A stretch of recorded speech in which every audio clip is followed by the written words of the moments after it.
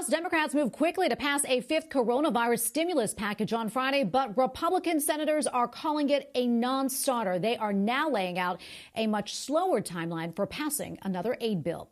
Capitol Hill correspondent Erik Rosales reports. Eric?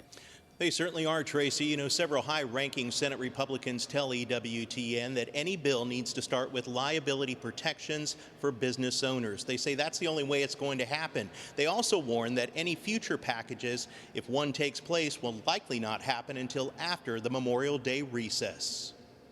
The HEROES bill is passed. Even before it passed, House Speaker Nancy Pelosi's $3 trillion bill was slammed by Senate Republicans. I come from the world of rainy day funds, operating in the black, being responsible for what future generations are going to be inheriting from your bad behavior. That doesn't seem to be in the vocabulary here.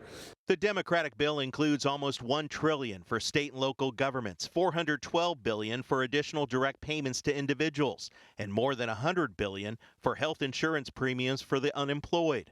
Minority Leader Chuck Schumer urges Senate support. Let's solve the problem right now. What are we going to do for people who are out of work? What are we going to do for people who can't feed their families? What are we going to do for businesses that are going under? But Republicans say the bill also has funding unrelated to the pandemic, like stimulus checks for illegal immigrants and banking support for marijuana businesses. The word cannabis appears in the bill 68 times, more times than the word job.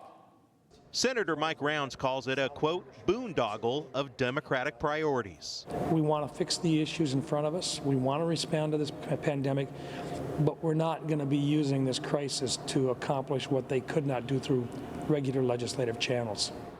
It's important to note that the $3 trillion price tag is more than the 4 previous coronavirus relief bills combined. Now, that huge price tag has caused for some big opposition among GOP lawmakers. Only one Republican lawmaker voted for it in the House. That was Peter King out of New York. But it's important to note that Congressman King is set to retire soon. Tracy. Correspondent Erik Rosales reporting from Capitol Hill for us. Thank you, Eric.